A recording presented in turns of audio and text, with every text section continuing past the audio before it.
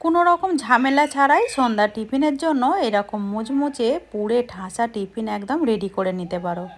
সঙ্গে যদি থাকে টমেটো কেচাপ, সন্ধ্যার টিফিনটা একেবারেই জমে যাবে।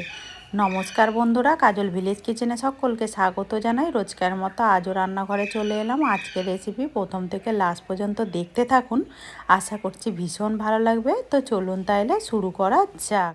তার জন্য নিয়েছি এখানে 1 বাটি ময়দা। চাইলে তোমরা এখানে আটা অথবা ময়দা যে কোনো একরকম বা দুরকম পাইল করেও কিন্তু নিতে পারো। এই 1 বাটি ময়দা দিয়ে কিন্তু বেশ অনেকটাই টিফিন হয়ে যাবে। দিয়ে দেবো স্বাদ মতো লবণ বা মাপ মতো লবণ। লবণটাকে দিয়ে একটুখানি মিশিয়ে নেব। সমস্ত ময়দাটাকে লবণ দিয়ে খুব ভালো করে মাখিয়ে নিয়েছি। এর মধ্যে দিয়ে দেবো 2 চামচের মতো সাদা তেল। এতে করে ভালোভাবে কিন্তু ময়মটা হবে আর খাস্তাও হবে টিফিনগুলো। সন্ধ্যাবেলায় যদি হালকা খিদে লাগে, এরকম ধরনের টিফিন কিন্তু চটজলদি রেডি করে নিতে পারবে। খুবই কম সময়ের মধ্যে হয়ে যায়।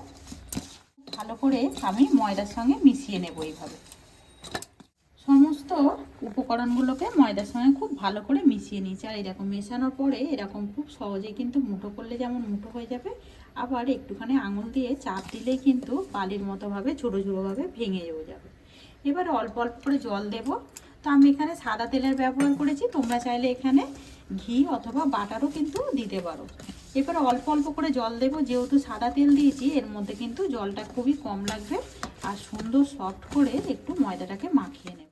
ময়দাটাকে খুব ভালো করে এইভাবে সফট আর নরম করে কিন্তু মাখিয়ে নিয়েছি।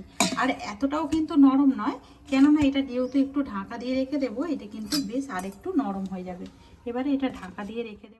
পুর করার জন্য একটা কড়া গরম হতে বসিয়ে দিয়েছি। দিয়ে দেবো সাদা তেল। আর পুরটা যদি সাদা তেলে করা হয়, এতে করে কিন্তু খেতে ভীষণই ভালো হয়। এখানে দেখো তেলটা কিন্তু বেশ ভালোভাবে গরম হয়ে গেছে। এখানে একটা পেঁয়াজকে আমি এইভাবে টুকরো করে কেটে নিয়েছি। দিয়ে দেবো কেটে নেওয়া পেঁয়াজ। পেঁয়াজটাকে হালকা একটু নাড়াচাড়া করে নেব, যাতে করে কাঁচা গন্ধটা চলে যায়, কিন্তু একেবারে রঙটা কিন্তু চেঞ্জ হবে না। খুব ভালো করে পেঁয়াজটাকে নাড়াচাড়া করে নিচ্ছি। আর এই দেখো কালার কিন্তু চেঞ্জ হয়নি, অথচ পেঁয়াজটা বেশ ভালোভাবে ভাজা হয়ে গেছে। এখানে আগে থেকে একটা লঙ্কাকেও আমি এইভাবে ছোট করে কেটে নিয়েছি। এই সময় দিয়ে দেব, যাতে করে সুন্দর একটা রঙটাও থাকে আর খেতে ভীষণই দারুণ লাগবে। সমস্ত উপকরণগুলোকে একটু সাইডে সরিয়ে দেব। আগে থেকে এখানে 2টো ডিমকে আমি ভেঙে রেখেছি বাটিতে। ডিম 2টো সাইডে দিয়ে দেব। খুব ভালো করে আমি একটু মিশিয়ে নেব আর এটাকে একটু ভেঙে নেব। আর এই দেখো ডিমটাকে আমি খুব ভালো করে ভেঙে নিয়েছি। এইভাবে একটু ঝুড়ো করে নিয়েছি। সমস্ত উপকরণগুলো ডিমের সঙ্গে একটু মিশিয়ে নেব। এবারে একে একে কিছু উপকরণ দিয়ে স্বাদ মতো লবণ বা মাপ মতো লবণ। লবণটা তোমরা তোমাদের মাপ মতোই দেবে। আর দিয়ে দেবো সুন্দর একটা রঙের জন্য একটু হলুদ গুঁড়ো সামান্য। আর দেবো একটু জিরে গুঁড়ো। এতে করে কিন্তু টেস্টটা দারুণ আসবে। আর ঝালের জন্য এখানে দিয়ে দেবো আবারও আমি গোলমরিচ গুঁড়ো। তো যেহেতু এখানে একটা কাঁচা লঙ্কার ব্যবহার করেছি, আর গোলমরিচটা দিলে কিন্তু বেশ ঝাল লাগবে। এখানে দেখো সুন্দর একটা পুর কিন্তু রেডি হয়ে গেছে। এইভাবে একটু ঝরঝরে করে কিন্তু পুরটা রেডি করে নিতে হবে। চাইলে তোমরা এখানে পনির অথবা আলুরও একটা পুর রেডি করে নিতে পারো, এতে করেও কিন্তু দারুণ হবে। এবারে গ্যাসটাকে অফ করে এটাকে ঠান্ডা করতে রেখে দেব। এইদিকে ময়দাটাকে আমি ঢাকা দিয়ে রেখে দিয়েছিলাম। আর এই দেখো কতটা নরম আর সফট হয়ে গেছে। আর একটুখানি হাত দিয়ে মাখিয়ে নেব। ভালো করে আমি মাখিয়ে নিলাম। এবারে এখান থেকে আমি ডো কেটে নেব। এখানে একটা আমি নিয়ে নিয়েছি চাকি বেলনা। অল্প একটু ময়দা ছিটিয়ে দেব। একটা লেচিকে আমি ভালো করে গোল করে নিয়েছি। 2 পিঠ কোটিং করে নেব। আর এটাকে খুব ভালো করে একটা রুটির মতো করে বেলে নেব। দেখতেই পাচ্ছ যতটা সম্ভব আমি পাতলা করে কিন্তু রুটিটাকে বেলে নিয়েছি। আর এইভাবেই কিন্তু পাতলা করে রুটিটাকে বেলে নিতে হবে। এবারে এখানে একটা ছুরি নিয়ে নিয়েছি। এবারে মাঝ বরাবর এইভাবে একটু কেটে নেব। তো দেখতে পাচ্ছ আমি কিন্তু এখানে রুটিটাকে কেটে নিয়েছি। আর যে পুরটা রেডি করেছিলাম, ওই পুরটাতে দিয়ে দেব। একটু বেশি করেই দেব, এতে করে খেতে ভালো লাগবে। এই কোণটা ধরে নিয়েছি আমি। এবারে এইভাবে দিয়ে দেব। আবারও আমি এই কোণটাকে ধরে এইভাবে দিয়ে দেব। একটু হাত দিয়ে এইভাবে একটু সাইডগুলো মুড়ে এইভাবে আমি একটু হাত দিয়ে চেপে দিলাম। একটা কাঁটা চামচ নিয়েছি, কাঁটা চামচ দিয়ে সুন্দর করে এইভাবে একটু ডিজাইন করে দেব।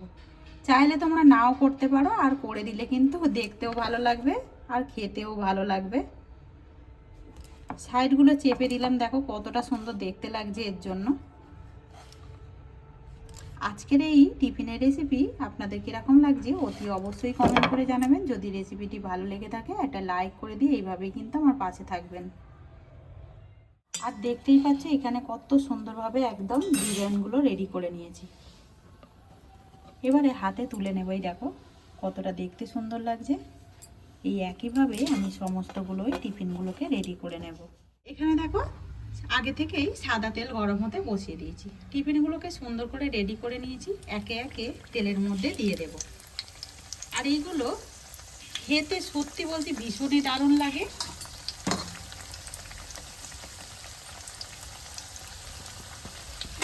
এখানে দেখো কয়েকটা টিফিন আমি দিয়ে দিয়েছি।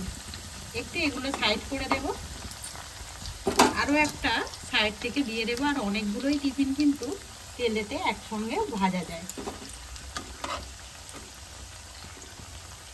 আর এই সময় কিন্তু গ্যাসটাকে আস্তে রাখতে হবে, আর ওপর থেকে একটু তেল এইভাবে দিতে হবে। যখনই দেখবে একটা পিঠ হয়ে যাবে, অপর পিঠটা এইভাবে উল্টে দেব। এইগুলো কিন্তু কোনো রকম ভেঙে যাবারও ভয় নেই। আর এইগুলো যেহেতু কাঁটা চামচ দিয়ে চেপে দিয়েছি, এগুলো কিন্তু খুলেও যাবে না। সবগুলোকেই আমি টিফিনগুলোকে সুন্দর করে উল্টে দিলাম। এইভাবেই সুন্দর করে টিফিনগুলোকে রং আসা পর্যন্ত উল্টে পাল্টে একদম ভেজে নিতে হবে। তেল ছেঁকে একে একে টিফিনগুলোকে তুলে নেব। আর আমি দেখো সুন্দর একটা রং আসা পর্যন্ত উল্টে পাল্টে এইভাবেই কিন্তু ভেজে নিয়েছি।